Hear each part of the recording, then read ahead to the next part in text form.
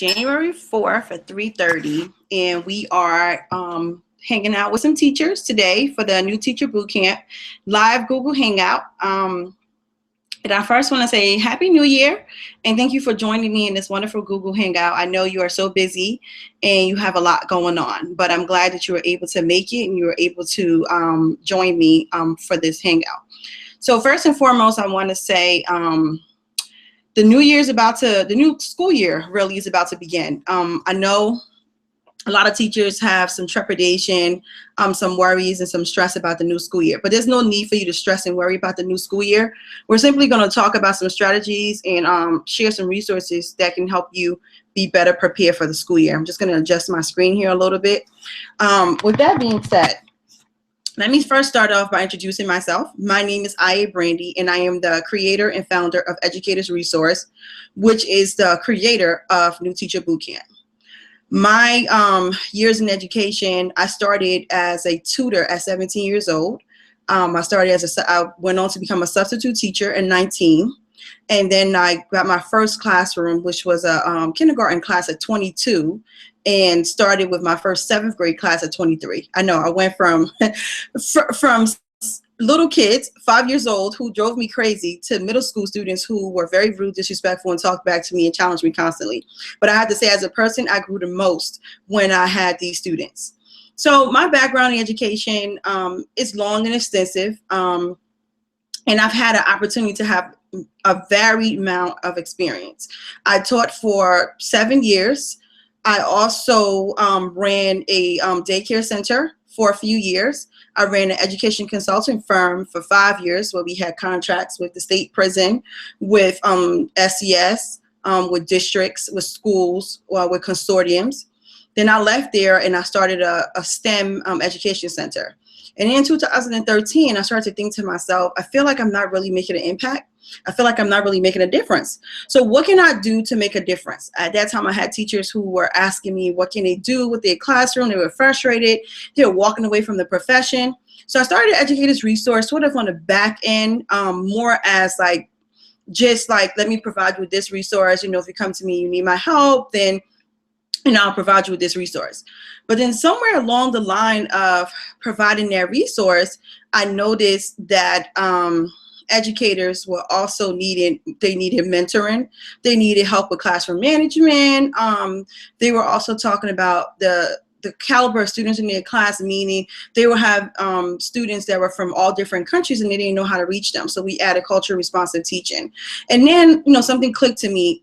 The population that struggles the most with this is new teachers. So New Teacher Bootcamp was born out of the Education Resource to be able to provide new teachers an opportunity to help them to stay in the classroom longer, but to also become master teachers and then to eventually become school leaders. So with that being said, let's talk about your back to school plan. Before I started this Google Hangout today, one of the first things that I did was I created an agenda. And on my agenda, it has the introduction, who I am as a person, why I started Educators Resource, what is New Teacher Bootcamp, et cetera, et cetera. And so the next thing is on my agenda is your back to school plan.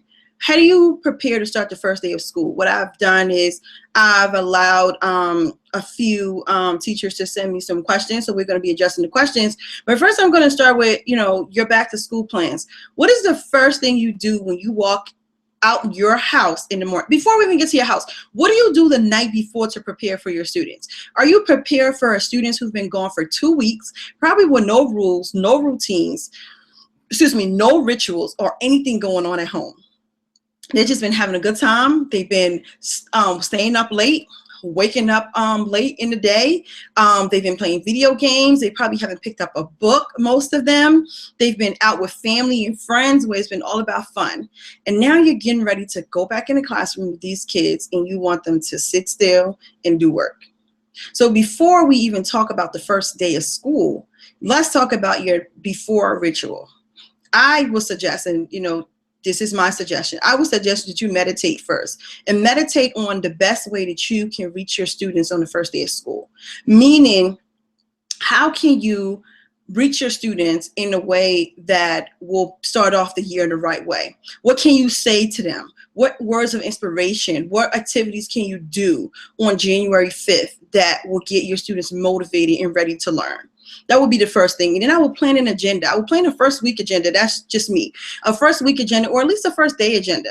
And that agenda should mostly include rituals, routines, and procedures and the rules. I wouldn't focus too much on anything else. I think I will focus on those, because once you have that down pack and you have your students ready and you have them focused, then I think you can then focus on the rest of the things that you need to do. We all know this time of the school year is a little bit longer. Vacations are shorter. Testing is coming up. You're worrying about the park test or whatever test is in your state. Most states now are taking the park test. So with that being said, you need to make sure that your students are ready, they're prepared, and they're able to focus, to withstand the pressure, and to be able to go for the long haul. So you have to prepare them for this. You have to refocus them. You have to reteach them the rules, reteach them your expectations, reteach them what the routines are in the classroom. And if you notice that Daniel gets out his seat maybe at 1:30 every day and bumps into Susie's desk, then you need to maybe move Susie's desk, or maybe move Daniel from where he is, so that he's not bumping into Susie's desk and disturbing her. And also he's not tempted to go to that area, maybe to the water fountain at 1:30 every day. What is going on with Daniel? So you have to reflect back on your year last year and see what worked, what didn't work, what needs to be tweaked, and then you have to put those plans in place. And the next thing that you need to do is start your year off and allow the kids to write down, I say intentions, people call it goals. I think when we're intended to do something, direct intentions, we work harder, on that intention. So what is it that your students intend to do? It can't just be, I intend to get an A in Mrs. Reed's class. No, what do you intend to do to earn this A? First of all, you don't get an A, you earn an A. So what do they intend to do? Am I intending to turn in my homework every day? Am I intending to complete my assignments regularly? Am I intending to get feedback? Do I plan on writing so many essays? Am I gonna ask for extra credit? What is the behavior that goes with the intention that allows the students to be successful in your class? And then you post these intentions up, and you just periodically throughout the school year, you remind students of their intentions. You let them refocus on that intentions, and you point to it, and you always remind them that you're watching and that you're rooting for them, and you know that they can do it. And then when students have hit those intentions, or hit points or marks on those intentions, you make a big deal out of it. You celebrate with the students. You celebrate through positive praise. You celebrate through Good News Friday. You celebrate through so many different ways and so many different facets that students will enjoy. And then, on another point, before we even move further into this broadcast, let's talk about teachers' expectations. Students will live up to your expectations if you have them. If you don't have expectations for them, they won't live up to it. So what are your expectations for your students? What are you expecting of them? What do you want from them? How do you expect them to learn? What is the expected behavior? What is the expected outcome for your students? I think that when you are clear and you are focused and you speak directly to the students and you personalize your intention to them, by saying, Daniel, my expectations for you this year is that you will stay in your seat more than you will be out of your seat. You will complete 4 out of 5 homework assignments per week. You will complete majority of your classwork. Be realistic and understand where your students are, and then move them. If Daniel's only doing 1 homework a week, I think it's unrealistic that Daniel's going to just next week do 5 homework. Instead, what you can do is move Daniel along to 3 homework assignments a week, and then eventually get Daniel to the 5 that you expect out of him. But I think by making it personalized and making it also private, it's not a great idea to speak your expectation in a negative way to your students in front of the rest of the class. Kids don't take very well to that. If you know that Daniel has a little bit of problem, or Daniel is not really focused or paying attention, pull Daniel to the side when the class is in session and just say, Daniel, this is what I expect of you. And, I know that you can do it and I'm rooting for you. And then you continue to work with Daniel that way. Now he has formed a relationship with you. You guys are building rapport, and he's going to live up to your expectation because he doesn't want to let you down. And kids feel better when they know they have something to reach out for and something more to do. And then the second thing is planning and preparation. You need to plan and prepare for this first week and the rest of your weeks ahead. Don't just go into the school year thinking, oh, things are going to be that, they're going to be great, they're going to work out. That idea of things are just going to work out magically is not a great idea for teachers. And I know sometimes you plan and the plan doesn't work out, but it's better to be an over planner than to be a poor planner. So you have to plan and you have to prepare. You have to anticipate some of the things that's going to happen. Just know that some of your students are going to come back unfocused. Know some of them are going to come back with more emotional baggage than they left before. Know some of them are going to come back and they're going to be, extra hyper, or they're not going to be able to pay attention. Anticipate for that. Create routines in your classroom and activities that will handle that situation. Allow students to get up and move around. I'm not saying allow them to just be free and walking around and playing, but allow them to move around. Give them activities that engages their mind and allows them to move around and do things to get their brain functioning. Understand your students' learning style as you plan and prepare. What type of students do you have in your class? What are their multiple intelligence level? Every child can learn. So you just need to look and see, what are their multiple intelligence level? What is their learning style? Is it kinesthetic? Is it spatial? Is it visual? What is it, and how can you plan for that so that you can keep them focused, learning, and on task? The more time that you can get the students on task and focused, the more you'll get out of them, and the happier you'll be. Honestly, the happier they'll be as well. Because we know that when our students are not happy, they cause a lot of problems in our classroom, from behavior problems to crying fits to all these different things. And as a teacher and a mom, I understand how it is. My son is in 4th grade, and I write his teacher regularly because I want her to know that I support her. And whatever she has him do in the classroom, I follow through with that. And so as a teacher, if you don't plan properly, then you are going to lose your students. If you don't connect the dots properly, you're going to lose your students. You have to know what type of students you have. How many are kinesthetic? How many are spatial? How many are visual? Once you figure that out, then you can continue to work with them.